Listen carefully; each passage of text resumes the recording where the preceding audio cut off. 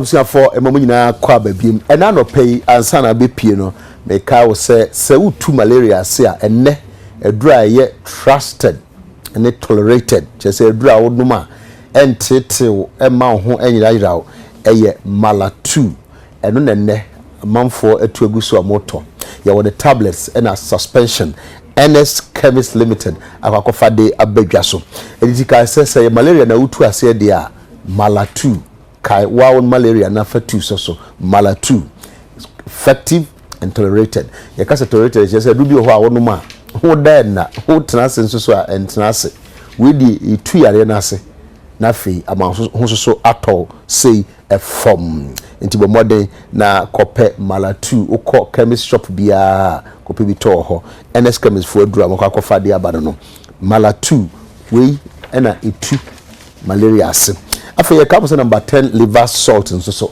obi a wo hwa na abofofo wo na wakoma ebo hwenhwen udidi a enanentem na ahye so no aye check obi o se na fu aimu aye kusu aye tentan bobodi na kope number 10 liver salt and so ye NS chemist no bi no ye the original flavor no ho and ye wo the de anka anu nsu asom anase lemon anu nsu asom amana ye de hwenhwenhwam nenom enye den kra yema enkwada ene mpani kankan kwada omadi mfinhia dumienu ekono the oye less no enye na duro no kai say NS chemist and ye distributors and producers of number 10 liver salt in tibia be ko bia akopebi na ema oyefumu ntodi abusa for na no pay asetra ya trans ne nkomo ayetwetwe no de edikan Ghana ko World Cup nsema ekosisi ye dooso ebi aniwu ebi efere ebi bon ebi atete enso so Ghana de se de ya na asemba na ya home so nti asahwe nsi ye nepa bebre susu nsema esi wo Brazil na wo se ehwehwem hwan na behwehwe sa asem no mu Parliament se ombehwehwem ema enra minority member ba akokra de also akofile motion say nkebe ya house no nyintum na omonti committee afane afa omohwehwem enra sa committee no se beba so se ma so yetugu ye ebise nkrafi omampani aso ya aba se omampani kura di kan atibidada amanfo se ho na se namdodo nse nkwan nti so atibida se se atibia se nse hwe enra eku yase le ba ya ne se edom kase no di dom kuma so se so mampani atibidi a ene na ehu nhia se parliament so atibi enra se wutie so hwe clip na igudumadi so ebebo amu ehunu se de na amanfo ani asi afekire wo ho ene nsema omoka ene nyame adom yen ye wo onimonyamfo anu so parliament enra de course onu so hunu bi obekire na adwen e wo ho honorable ni kwata titles global there be oba no makai se from Tema East with love na wabei ye behwehwe ho enkomo eno achi ya to petrol wo ka abo no ya tum taxi driver na kura so ogisika no bi aka ho eno akoye ntokwa na wo kofa oil ba eme etobie no de ko filling station ye nya bito no omo si ho ye jam kura we kura de seswa e wo sanka ye hye datum ankasa na manfo kan se de egese Ghana ye ho hyehye de bia ye to ade mu ese o ma ba ko a ye de bibia nkofom de bia ekosoro ene Ghana na manfo ho hyehye wo mo sa na wo se ba na ye mebiri ho ani susu se nkebra ye kan se Ghana anya oil nka asomdwe mu a enso we de enkoba ne sa ene se wo ka so kakra bi pa na akoya yam hyehye ama wo pia bonten wo nika no bi a yam hyehye bi se wo kwe wo nim de bejew ene ye ka ho asem afa de court say National Labour Authority say commission so a potag for strike no illegal mra kwan so no enti omo hweso no omo hwem no monko omo strike na momu no omo nko ye compulsory arbitration na the art say compulsory arbitration so se beba so a aje se potag for omo call off strike no omo be call off and omo call off so mo arbitration na papa be free mu aba ene bibi a newspaper no hu se polytechnic bi ya oye announcement for admission and am say to where to there ben where Patrick there ben school you mu na tifie unti ho na frefre no sa no enti e so ho asem ho ase ado pay we ga ho asem ana about that global ready that anti e be shen komo twetwe na so na abula kwa ba you should take apombo code you wad more bishafo the camera to so bo say ne niema dos papa ne niema na egu ne na so laptop honorable emra dey see your parliament for world cup no na is to say nka parliament mbo hwem because na monkrofo no binum akolo for say o say parliament hwem if so say parliament e de ne ho na say koba ne say parliament hwemu a esan say be bipartisan e fa ne ntino enkogina fa ne mu koba ne say kwoti kufufuro bi a wa hwe ya na akofa asem aba monkrofo midumu wa adwen bi say president kwoti commission ye ko hwemu wie afi no be issue white paper obehwa na white paper na a white wash ade ni nyina na ankwa nkusi hwe eni tinkade ne de nka papa say bipartisan parliament na hwem but no ade koba no amanesa asemi udwen ho say tike bi da say ne de kan ye bi chia ahwefo nyina o mo ya krado a yeti UTV e chira ye hwe me mpesa so for se me bo abaso da mas UTV mo banche na se ne mo position mo no ewo broadcasting no mo nkoso sa na mo adwuma nti me chia temais fo nyina na me nchia abotrehini ena wusu hwa abotrehini in Ghanaian politics nipa bakope anado dankwa kufado ni di fo ya ye di amansamla ni ya di aman abotrehini ana say ya president Mesa na ye oh no so asunji onu de na abotre we abotrehini o abotre papa ndina na nyame yeduma awie mehu why abotre sa magana man enra ya reho wo mrahye bedwam meti ho se tema is for to abade amame se min ko gino manemu se min hwe se Ghana yisikasam because min besa so ho ye waduma fo nyina bebre obi a wo ho edwadefo wo ho security fo wo ho police fo wo ho soldier fo wo ho industrial workers e wo ho port workers e wo ho judges e wo ho ye wo hustlers unemployed na nkrofo no bom di nyina ye gi wonto na sa to di nyina na ye kan nyina de bomu a ye di ma ban a na se ministry bia edwuma bia wo koye bia no na ye tikakran kakran na di amaw na ye ma hye bedwam no ya sade se aban ne ye ni budget a minister ne de ba na ya hwe so na ya ka jese ko na ko sai skano na ko skano amfa ko ye edwuma na se skana wo so de ko ye edwuma no so ya sade se ye be frawo ye be bisa niama e koso a enkoye no ye wo ho kwan we have that oversight responsibility to check on the executive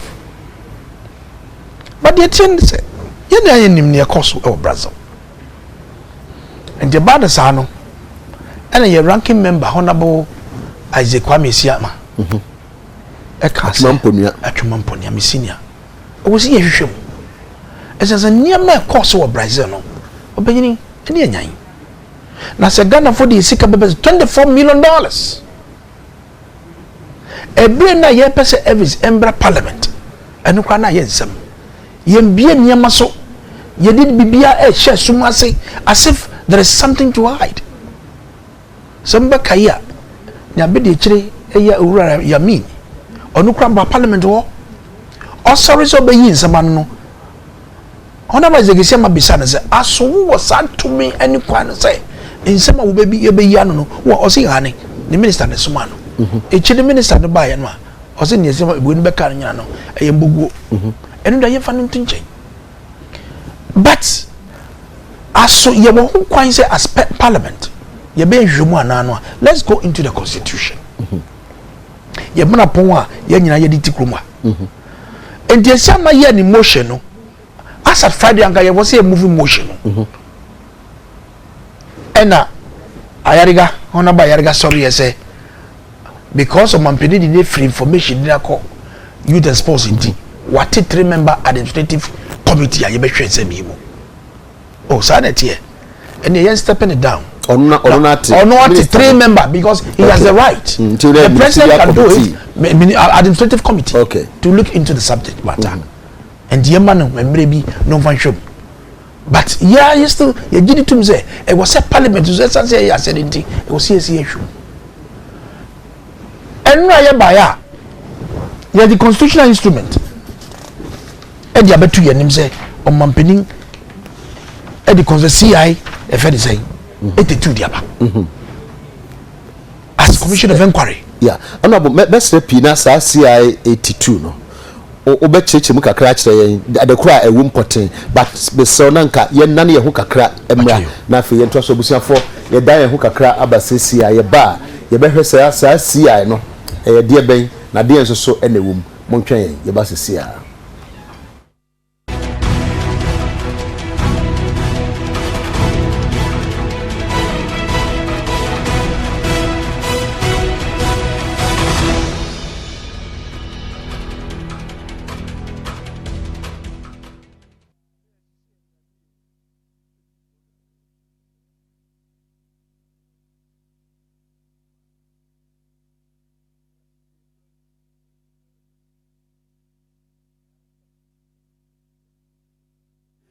For ye sign ababiem ye kamo say 1441 and I bet me do adwenche aba na ansa na honorable behwesi anu mu no me fa ntu ya say chairman Adekye waba me friend no chief and I say chairman why chairman kwaba yes yeah boko na say okay o ma na wunua ohwesi anu you was on flight eti emena tuti ona bunti sia no edi ba asem na womti emena sia no ba na ha boyemu ho mami nko constitution because sia ni generative from constitution article 278 all right with your permission on commission of inquiry and the constitution catch say article 278 clause 1 also subject to article 5 of this constitution the president shall by constitutional instrument appoint a commission of inquiry into any matter of public interest where one the president is satisfied that the commission of inquiry should be appointed for and the CI 82 no it is because of this constitutional arrangement and the president assembia say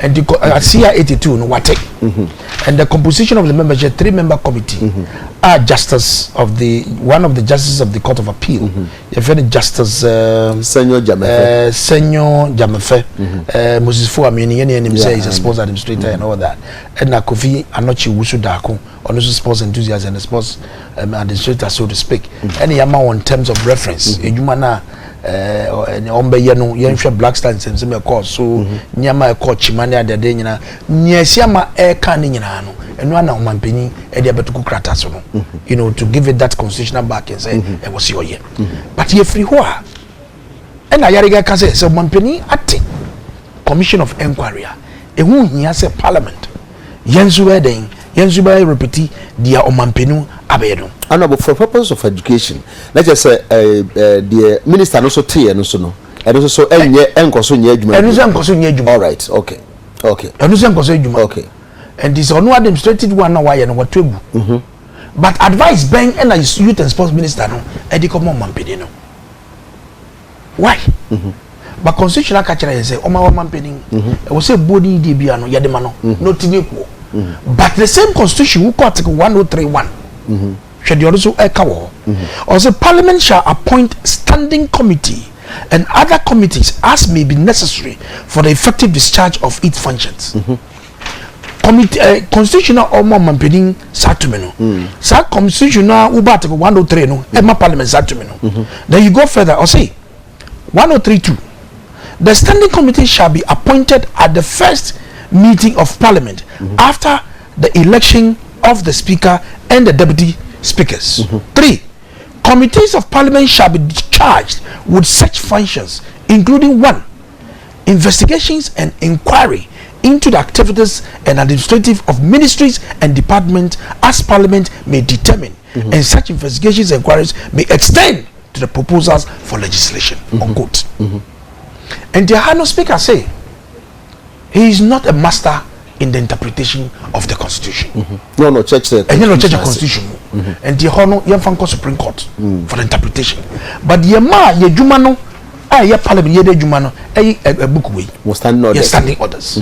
So when you come to order 191 a chair ye pefe into home and a speaker edituja and with your permission be mamin can actually for so engineer yakano may came from order 191.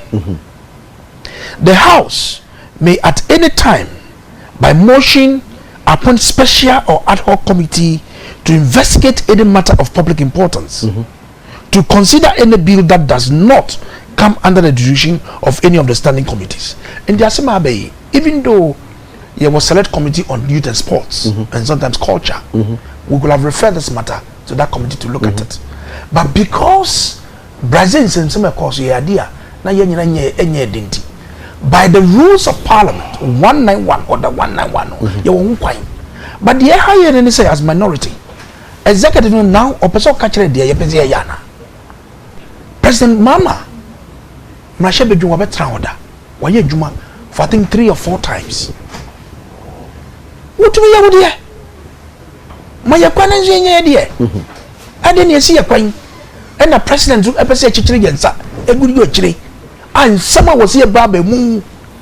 Near Shena Dana Fonina, Egun, Yambisi. I do maybe I would tear a man for any Wakasanya, the idea, say Mashebe Julia, you may be a yana, the idea so near. I do any high. Ubakai for teas in some basri. We shall merchant banker, yet ton of full.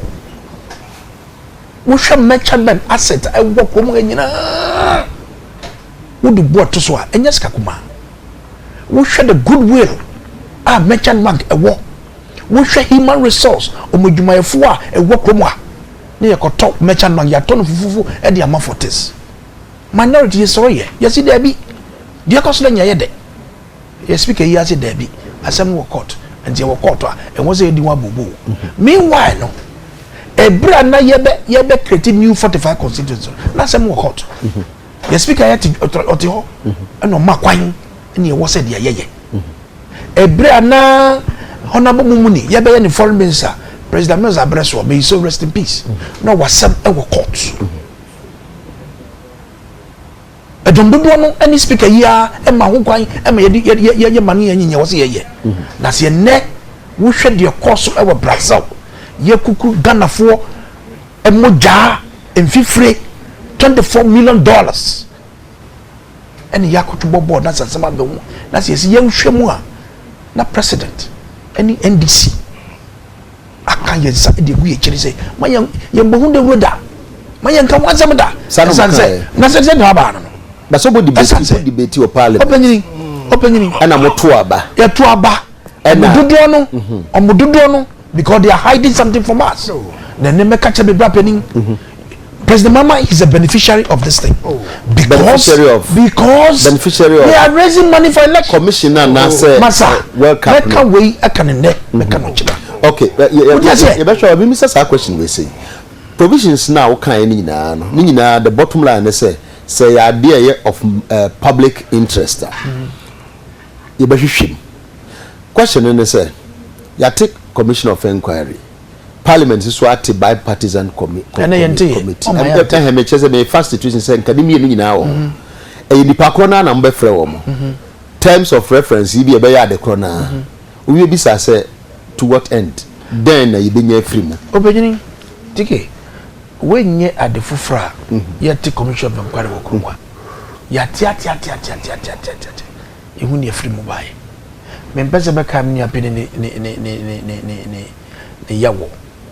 But there was a Badebe committee in the same sports ministry, in some council, and they'll come back and don't touch it. Ukai Maputo, President Mesa Breswa, Maputo, all African Games via a course of Maputo. I was South African general. And you just got DSA, yeah, basa, and you are the say. Work up 2010. That is a more trusted commission, no papa. Opinion. At the end of the day, you will come where your investigation, Shraji, your investigation, or Mampini or Tiso, or the white paper, ever rubbish the free. You saw the white paper, whitewashing. What I say? But the question beside say, a day different than Parliament, no said a bipartisan now. Everybody different, and because I didn't read the movie, we are moving to an amobi. Sana mono, more the anybody different from say yet commission nana. It is sad because it was a BA and so. It was a papi mu, na Ghana fo nyina ehun so musika na boni tuatua no dwuma yekodi ni. I smell a cover up. Ebinom say omunhu de ye sonko nwanwa bia o parliament because parliament cry a parliament accounts committee. Mo betra television so ma frefre nkrofo ye be wie na nipa bebre ye ne ma bebre wa tumi se we dia bibi bom. It ends there. So how different is that bipartisan committee no from the parliament accounts committee by ya de bi obewie no na yes nkrofo adi sika bi mo misappropriate accounts so nkosi hwe no. The agenda say parliament we don't enforce the law. We don't make prosecutions. So public accounts committee one report ediba. When we are on the plenary in the main chamber, we debate. Ye debate we are not a speaker man ruling. Now you refer to the appropriate court. A police phone court once a month, and someone nobody should blame parliament. But the American say, Honorable Kandapa, the immediate past chairman of the public accounts committee, in Yuma why ye dear go. Parliament ye woy, I was say business committee. I was here diba. Yemfanye Jumana speaker. Yemfamba. It's indicting so many people. You see ye Juma year. Ama Ghana for behu emfaswa ene Juma parliament ye. Na se minority leader emfadi emfamba betua. What as minority. We are ready to defend the public purse. Na honorable FCM filing the motion no. Oh yeah, the last week I think either Tuesday or Wednesday mubako. Dansana aban okay, do I kra. Chairman, among for say aban suru say ye bipartisan committee a. Nsebe be PP mu no ntini aban na nkasa dibirika me ankasa maje and ntina in spite of motion the parliament no kra ban dibirika akwa ye CI na ye see a gazette say be ya ye di be gia de free parliament say mu ankasa unu akura kasa asem no oso no kra de o smelly bibi say bibi wo ho waka akwa Koduah bi say president Mahama kra beneficiary ne ho bo mu ntina pese ye koba so no ye nyina de be kwa kusin tike me chia wana wo hwe na ne pay na Blaster. We go do. We have done. Go do Brazil. Okro Brazil now problems. Oshas no bano. President Mahama, His Excellency, only first person will take action. The midnight of maybe every date, you know, or reassign the Minister of Youth and Sport. You know, I'm the Equatorial Guinea somewhere there. No announcement there. Or set up a committee to probe into the affairs of the Black Stars. It is our Bibia over Haida. It's our intake Dama decisions now or take in. Obi will be Bibia about all the Bushmano. Or intake that is to my statement to be a Obama Bibia Wadri. But we take steps. Obenusu, Wanda, we take steps. You know, form or your committee, you know, there to compel people to come, no, because commissioner first, no, say, well, there's no legal backing, and afraid he can refuse. But will be a travel agents for them. If there's no compulsion, and from the back, me a major member. But in his wisdom, no presidential commission, inquiry commission of inquiry, why pass CI to support it. Here, Parliament, the debate occurred during the day. It's here. And there, I want to say, why partisan? One was here by partisan. Debating for Parliament floor, no, or by partisan. Inti ibi adrola nti oye dama no kwana ye pede ye hu no ye hu but when I was when high court judge in appeal court judge in the form in the other sponsors these are people nobody knows their political colors form ni mu NDC BBR mu BBR appeal court judge no so this is the first time I'm Martinism one point. Dama boy now sports enthusiasm minimum. It's when they are talking about a national area, these people represent the national image. rehwehwe Obama no kwar owom no aba. And the president has gone up to make it a commissioner. Nakaso our powers as a high court judge. Obetum was suping and crofu. Wa appear. Says he appear obetum wa contempt of court. It's Abasama. I mean Abasama. Inema on here there. Owodo oyeno. Obama we show that it's not being biased, you know, or it's not going to protect anybody, no. Why? One can say what debate on the floor that is here, my brother, or Betney. What does he say? Also, he smells a rat. It's why not doing it down? Oh, my channel, a honor politics album. But why don't you have a free mind? And then one more coffee, 1 year, my name, you know. Ghana, I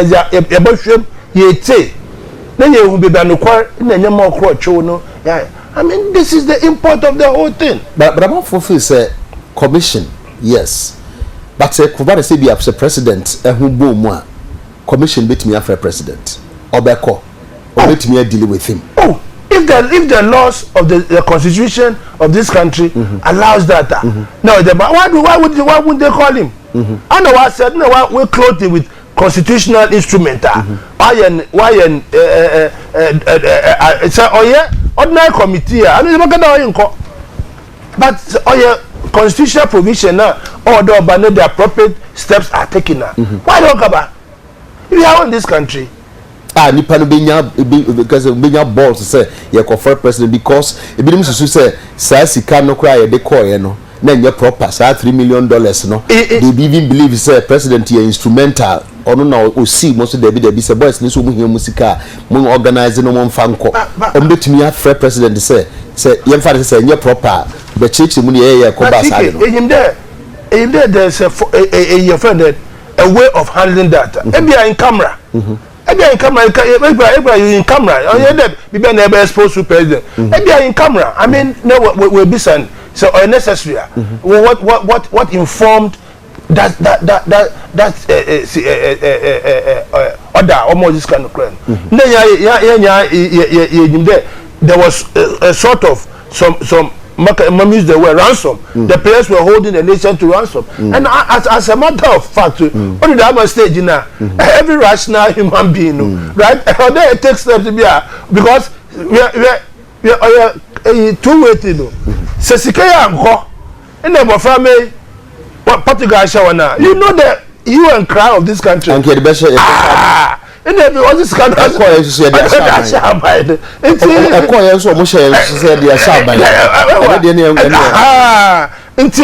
the commission let us all have faith in the commission.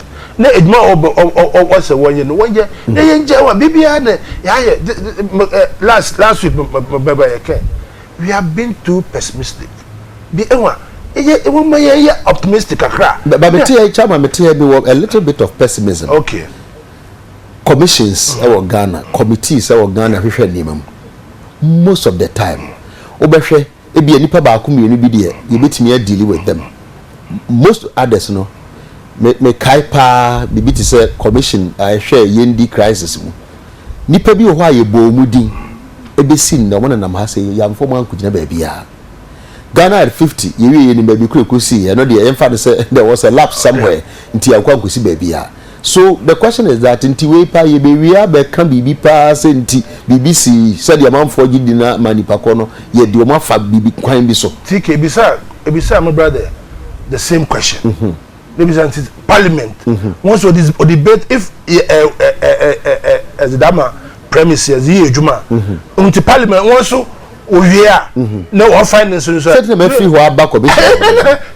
we have to know the moving forward. In on year because Blaster send me 2018 about call Russia. Nyame bodum yen about qualify about call Russia. If we don't sit down to look at Nyama all happen with the recent edition here, then you put into measures into place. 2018 Babano. For me, in there about qualify for offending World Cup. 4 years now. Today, today no, as a nation now, epede kono. or there bazi say preparations as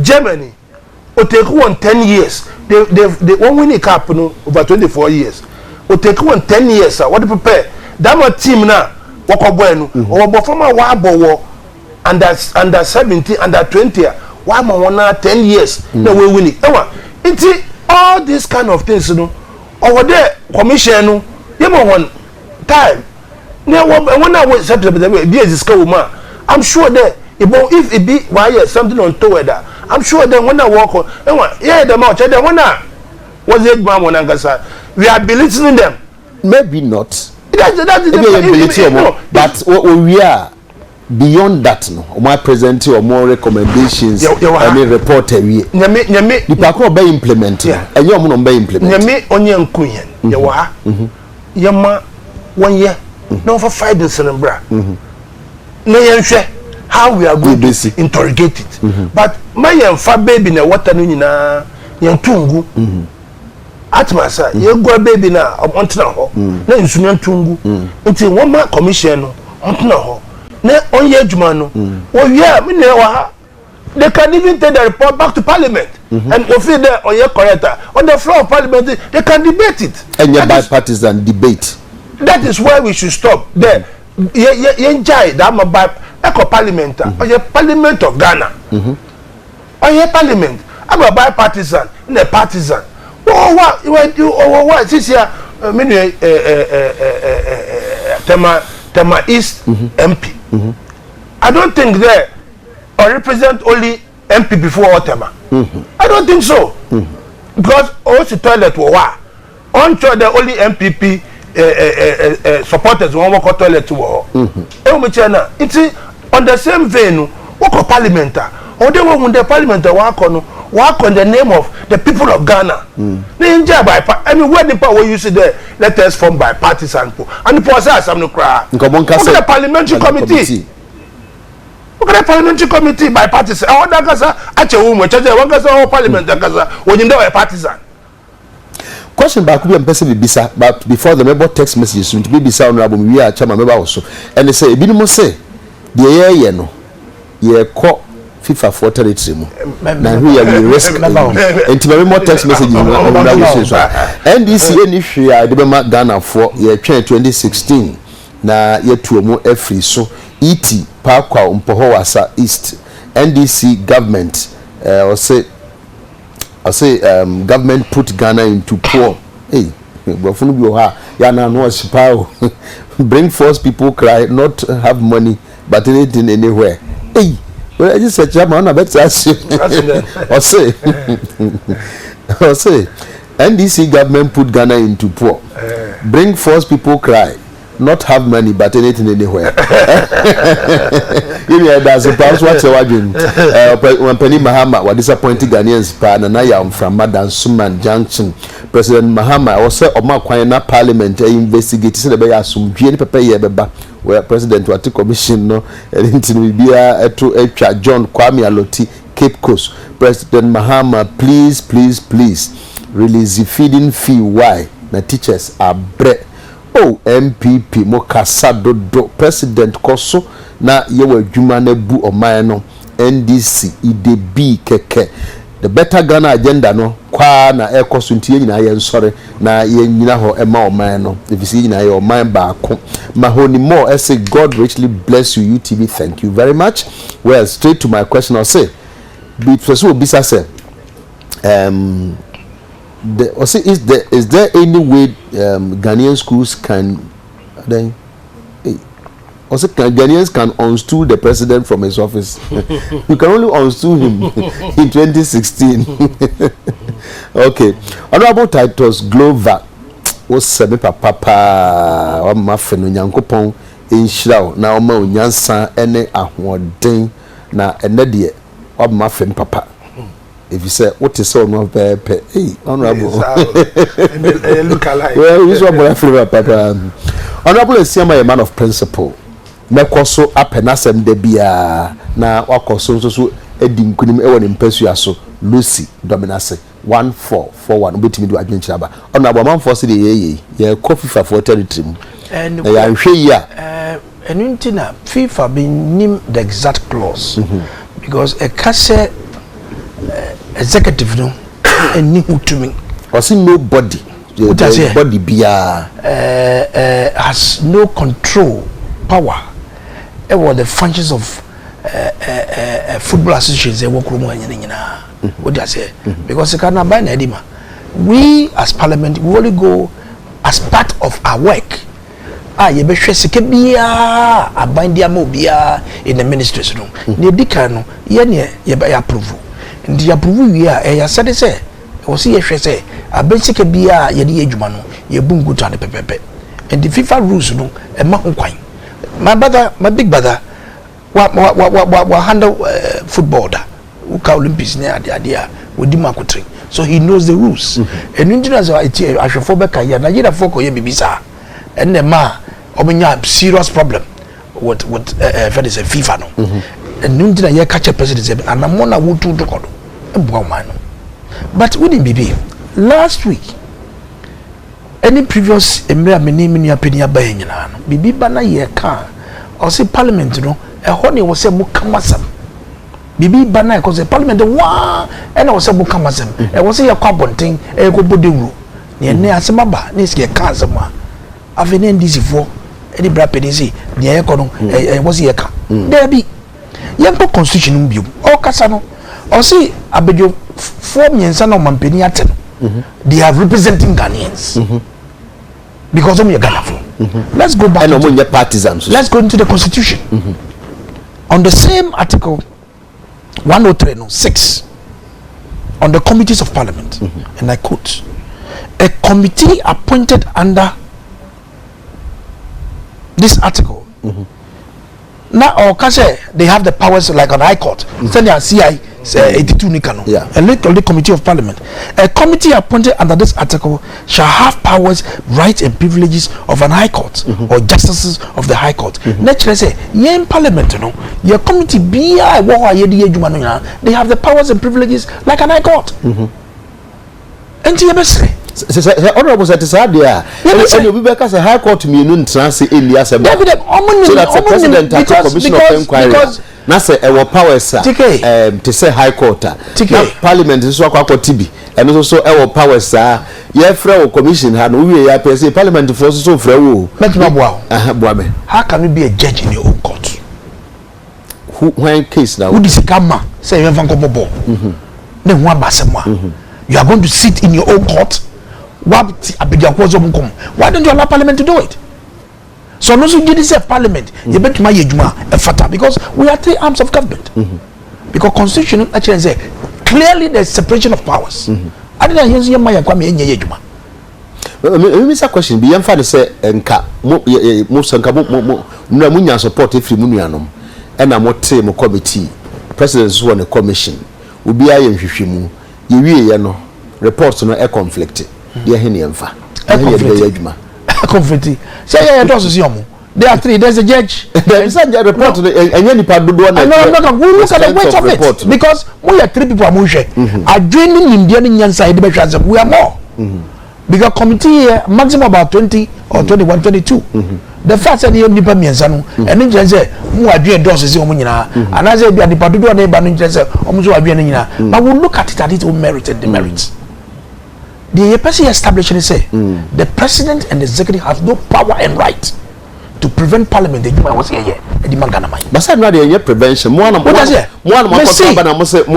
say committee. And this do no prevent Ghana for knowing the truth.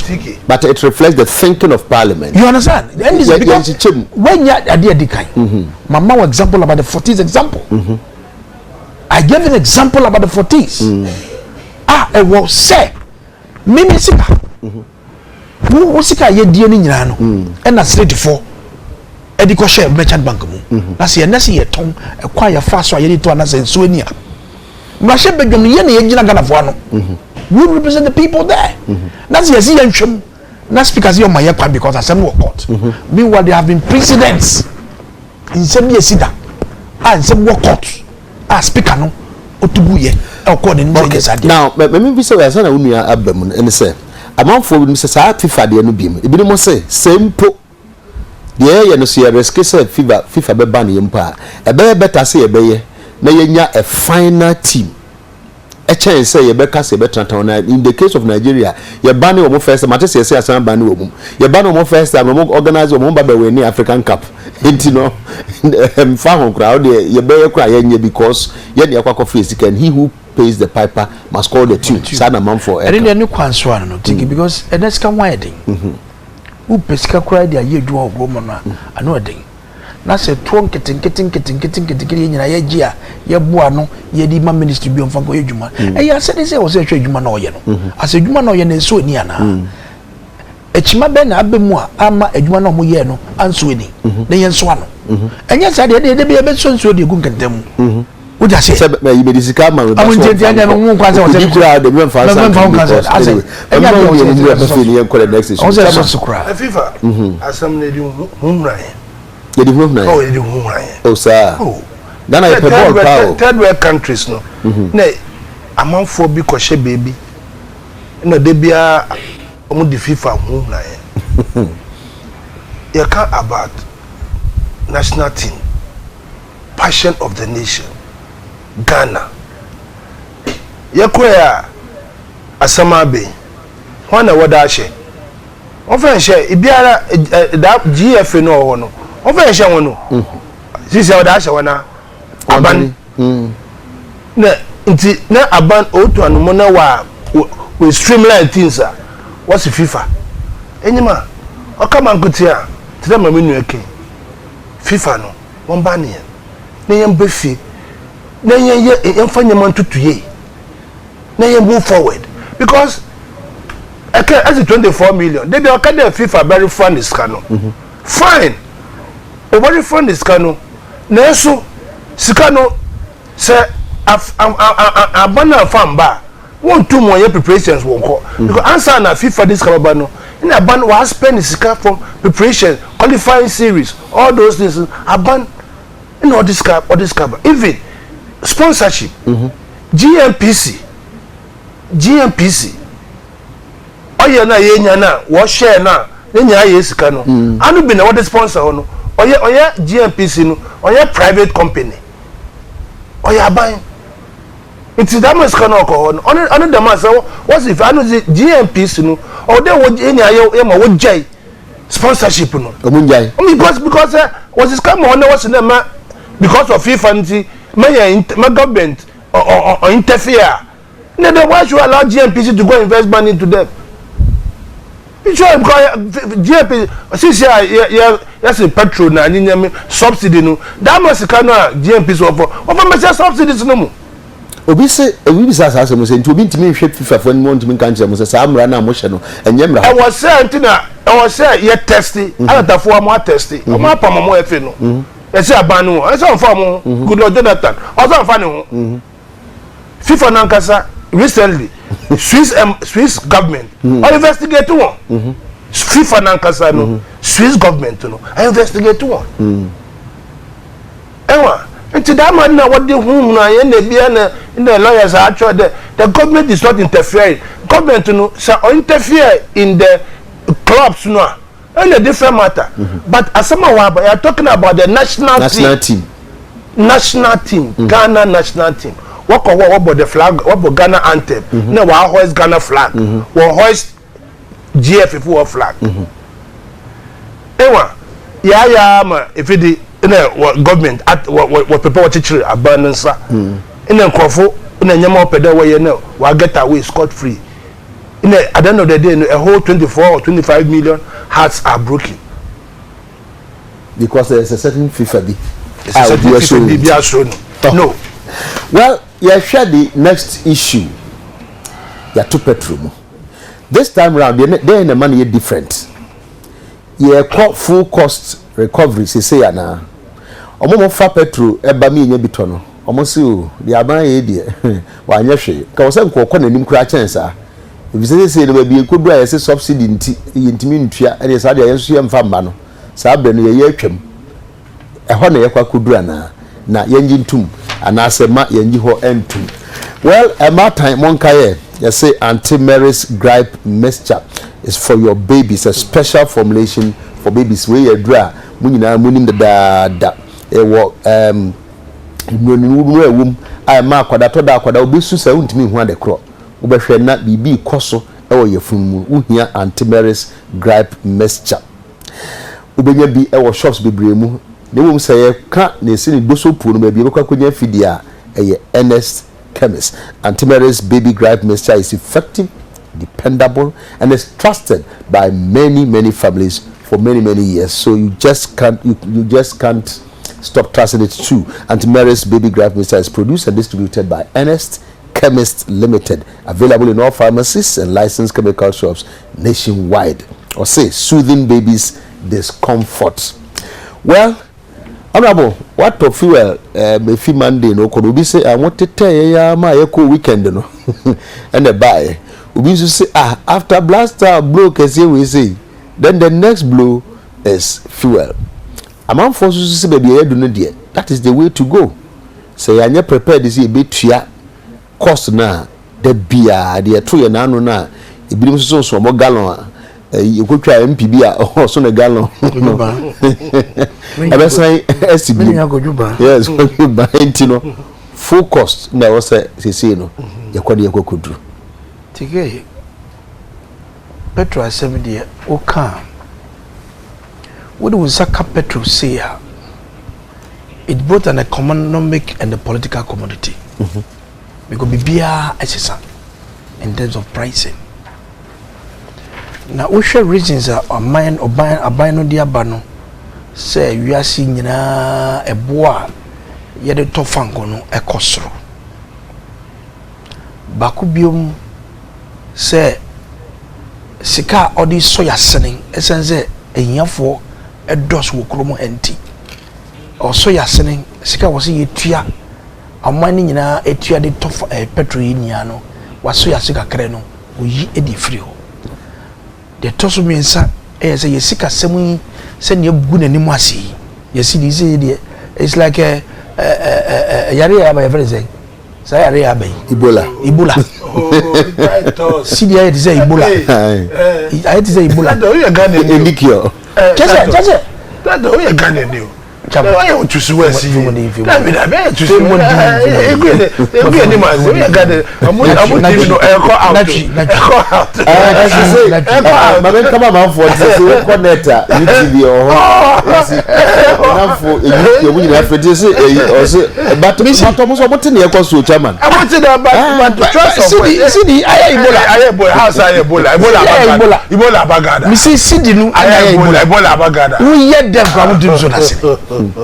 you can do anything about it. Now, dear, yes, feminist, and then be trim na me do tomorrow family and I am so. I'm telling you, I've raised a question in Parliament. Say, Madam Fu, any your minister, I'm brand new chichu. Identity was say all refinery. I have shaman here pro. A bear, you see, a decaro. The refinery was running. Refinery no a chad hooker. Lona President Rawlings echo GA on the residual fluid catalytic cracker, RFCC. The Kasa Brofono. Yes. Dr. Keke Sapobayan, what Chiasakana. You see, toll recovery levy. You just cannot. You trippy. Because says can be a Biana, you decision refinery. You didn't changing of pipes. It's a new fire tender station, boiler station. It's a new gas, spherical gas cylinders. Dr. Keke Sapo, and Makukuta Miduma Pa, or you dig with the refinery. And then and they will call refinery. You do storage tanks. And a more in this one and a more formal, if anything. Oil marketing, a bulk oil distribution company. You're finished product. A bulk oil for me and NDC for. What does it now? One businessmen are more. Oh, businessmen, fine. Maybe you just say, you craft finished products. And you have a good tour. Thank you. You tell Sekunu Sempoa, and the refinery, and the Yeshe, and the refinery, a prodigy. So to tackle this thing, let's go back to tour. That's the basis. Se to your operation. Se to your operation. You do it. You way no. You bedu go you do bebe so ye dui. What I say? And I said ne. Say what's the way you subsidy no e dey free so a. What are the social interventions about Ediba to cushion in here for Mokroma? Mass transport, I say, metro mass, I say, I was a year can work away no Yano. Naskana Wujide Babano. Now I position all these big public transport systems in now. It will memia be brave. I'm going be sorry. Nase Oko, baby also qua, or Jessica Kakra, public transport, Uncle for. Uncle or not using the car. To be parking me one under medical school, right? I stayed first in Oxford. So we get a car. What to feel fear? There's a big parking lot back of parking wall. What for bus no? What for bus no free wa? Public transport they call because congestion charges there one London no. One London is crowded, and we do car call so we pay once a month and your car no go to with congestion charge. You're going to pay about 1,000 times. Of Sikana would try, and the banners are now reducing congestion. City of London, and the bois and my public transport system. So, London, a baby, I wish from public transport so effective. Say a bus and not underground trader so effective, and the banners are Obian Yakun Faso. And the Obeni Neo Mampeni and now a buying a bedia bano. Minimum human Yehuso because the depreciation, Sikano. Ebola na na chire no wo di check Ghana Ebola na wa da bobo chama si Ebola oh je na mi amika sa Ebola na chi seed no na se wo di check Ghana fo a me ni munya dwen because ya to aba dia ma wo na wo se djuma botu me dia hye won sam. It is your responsibility to fix it. Wo na wo se wo subsidy dim then good ni ma se na good ni ma se na de bia wo de begu ye so a ya kwa na se ye bae and na ye tua fuel more even more than America. Really? I'm telling you. Besides the world market price, I need yet Tony said, Nasa Koswa, yeah, Brazwa, a cost $147. And then the bankers are buying any many a day, any in this for and your Koduah. Say papa and to be near Jumano, young to the Fladia so, a Jumano who so in Sebebre. Namuda Musia day, you bet to move. I was saying to me, I said, I won't tell them with your back home. I know shit at all. I know shit. Who try when ye? Obani, near Bananyo. Musifi won't cost Santana market. One name in Victoria and Koduah. Are they Germany? On him said, American no crap out of American. A day. That's your mind, they're showing some. Now, see the even to so more. Now, your inefficiency would be going to force. See, you're near Jacka. And be me, I'm fellow. Ministers, your mom 45 gallons a week. Deputies, your mom 30 gallons a week. Chief directors 45 gallons a week. So me fuel is consolidated in my salary. A day. And to be in your macan say 2.5 months a year is okay, they are no she. But you been so they are chopping. The campaign pass your mama dear. President I'll say on dear or you me blue. So that's it. Or you me blue you fat to me shed instead of no shed their way. Okay. Yes, Suma or Banyan Safo, Nanyan Suma Monte. I said, now we get training. And yes, sir, you can do it better than those who are wise enough or those who are older than you. TK Vice President or him, Vice President or Ghana here. TK catch MP no say. When you also when you're no. Na yehwesuna yimbu oman commission pa committee me investigate Brazil 2014 judicial commission committee. Okay, fine. NDC government has nothing good to give to Ghanaians. Reta Sunyane TK your friend Techi Chairman Adekye congratulating no say wetimi akasa waye bold pa no akasa sa FIFA asam no ho. Yeah, you say be parliamentary. Ya nyo se kona kotena ho na osidi ben koto to abasa de ope osi parliamentarians no munyina no omoye the same. Okay, ti kikacha chama de kokwa se onye di na ontie honorable titles member na on church na nsem no muye we ye tea from abra do nkwaro no. Right, President Mahama what disappoint me papa nursing students here so and so still will be enfie ufusu sunwan no tk kufo mapani kufo penso ya ntida so the MPP ni bia etumu na nkyerɛ sɛ chop na nkoso na ebi koso pa MPP de ombe koso atno positions till 2020 esi Cape Coast no TK me a strong NDC am did say party no ho ma ba o manase Frank Elubo chairman TK sisi ya petrol no wa koso manfo ho hyehye o mo nura ntokwa pa enya asem geto biara chairman to petrol ja never gonna motor petrol the bank maybe am baby obudu free no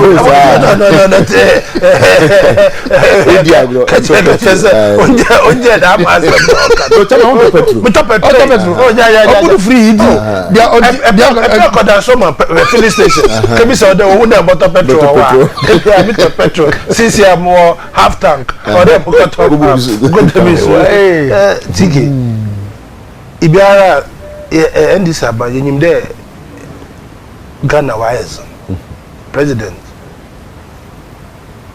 wajatu ne order you take measures na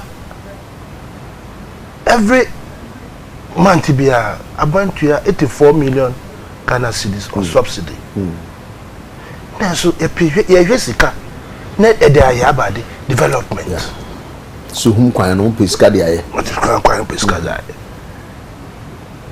last week what's the rate subsidy about $1 million Ghana 1 billion Ghana cedis we try to say work a balance of 360 million last BDS free bulk distributors of what cross strike what's in there aban subsidy what do one count TK one can say in the receivables or the revenue aban onyano a Ghana population is about 25 million yes we ma when I what your taxes in Ankasano you do more than 4 million when I tax from power civil service now you identify groups no na utuma at least when you most of informal sectors no when you taxes because you ready say mu matua over the years see in your revenue sir you're spending about 60% of that in salaries single spine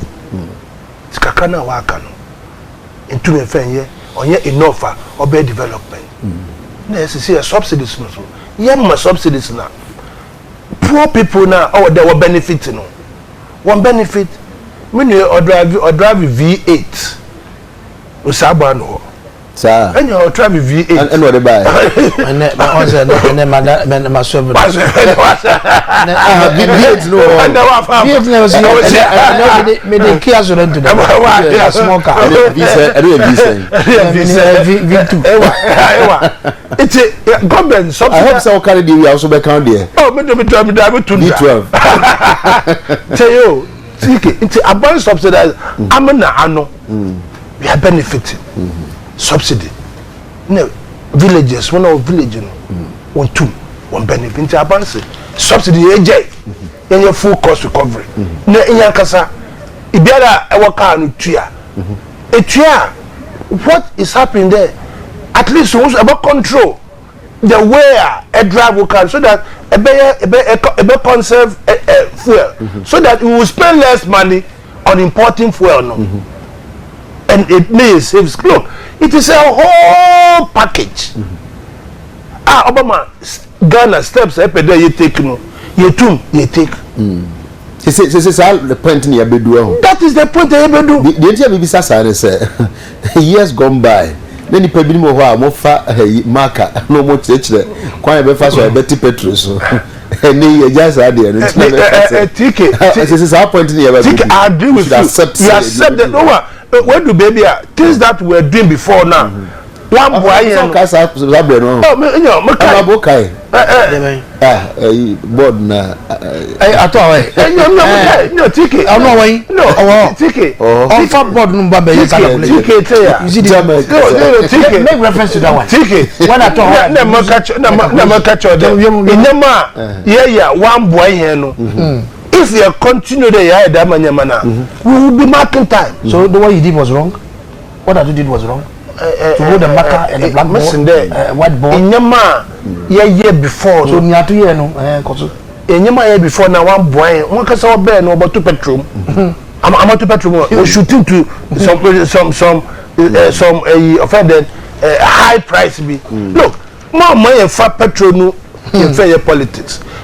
That man say me I can before. If you don't want to make you the a cover at any blackboard or the bay, no much cover was at the bed. Or we are not going. No, what we do? Election, second round election. What we do see a petrol drastically because of calculation at 2 hours a year. No, or prove each on the bottom we reduce petrol. No, it's why then it's what we do see. I talk my own drastically. And also drastically in the sign in the CCR. The world has changed. Don't forget that Dama Tama yeah Dama Nyame. Don't forget that 60% of our budget support no or donor driven. Don't forget that Dama Tama no yeah middle income group country. Until we are having grants, we having now you elevate yourself into a middle level income group. Into Dama donor support no amba. Until now we have to make sure that we are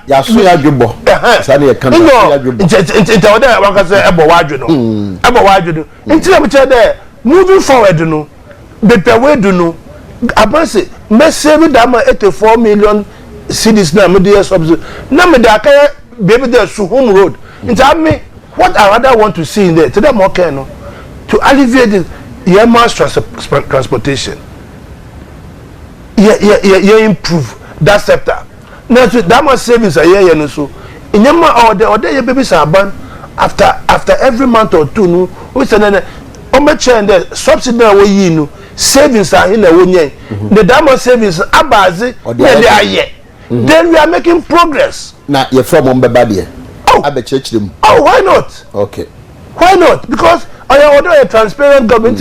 In your government no about President Mahama Azoye or take the necessary steps that about madama problem a year way no abechi as you see the why Ebola how they see the why Ebola because you import toothpick you import second hand fridge you import second hand ties you import second hand pants you import second hand motorbicycle you go out in the street and go and see that man the money you cry now I don't know all my pressure over there your currency do no it's that man the money so they but together now you curtail the presidency let us now have an in-house policy let us almost say rice a year cry yes about over so many $600 million that they cry rice offend then poultry that you grow you improve your agriculture. That is what we should be advising ourselves of the country, encouraging our young the youth to go into those areas so that this Ebola air cancer me obochado. Okay. Ebusanfo you be sorry na ansa na be sorry no you encourage youth no we was dey make cancer na sorry somewhere pure water say TK panelists now she suit no waka no kre pa no kre de momi enka ti say pa de President Okum Ghana for cement is here do 35 aden catch there honorable Titus Glover say omo penso omo beton telecom omo beton Ghana telecom yo President Mahama ni NDC government what the Ghana for brabo dia gro papa yeso Godson Cape Coast no oh Ghana Esther among from one so near do betimi aka no ti catch honorable Titus Glover say nyankopon enhira no no ma na nkwatenten na onko ematema no bekoso awene da bia hi TK please mayenya sa MPP ni wo program so da bia okay otumi ka asem no o kan so na odi bi so aye serious so